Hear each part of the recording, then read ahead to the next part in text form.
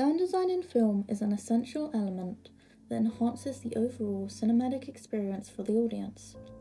It encompasses various elements, such as dialogue, music, sound effects, and ambience. These elements work together to create a cohesive audio landscape that complements the visuals on screen. In this video essay, I'll be focusing on Interstellar, directed by Christopher Nolan, with the sound designer being Richard King. A quick summary is that it's set in a future where Earth is facing an environmental crisis, with crops dying and humanity on the brink of extinction.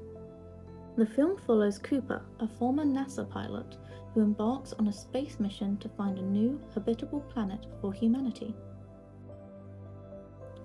Because Nolan refuses to use ADR, a lot of his dialogue gets muffled in with the rest of the sound, himself saying, "I like to use the performance that was given in the moment, rather than the actor revoice it later," which is an artistic choice that some people disagree with, and that's their right.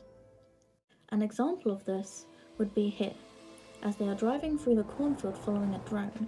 While some dialogue is audible, it can be difficult to hear over the Atmos, Foley, and non-diegetic score.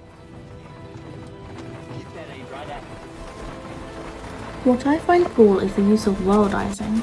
They recorded a car driving through a cornfield for these exact sounds. Faster, Tom, I'm losing it. Right at it. Moving on to one of my favourite scenes from the movie due to the use of this one non-diegetic sound, the ticking. 7 years per hour here. Let's make it count.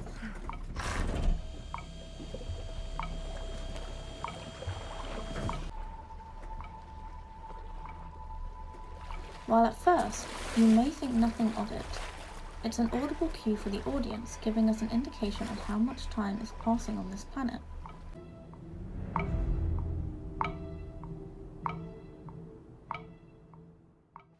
What is also interesting, as the music builds up, it is still in time with the ticking, somewhat making it even more noticeable.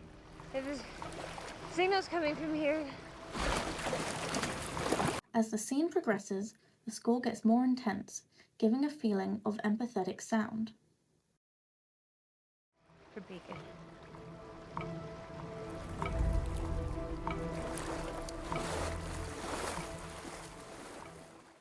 Then, when the crew senses danger, the music overtakes the ticking until we no longer hear it. That one's moving away from us.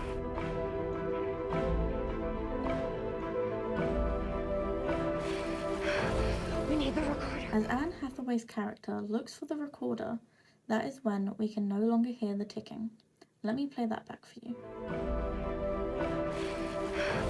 We need the recorder. It's also as if the characters have stopped timing themselves due to the distraction from the imminent threat of the wave, and the audience stops caring or noticing due to the threat of death of the characters. The tick can be heard every 1.25 seconds, and each tick you hear is a whole day passing on Earth.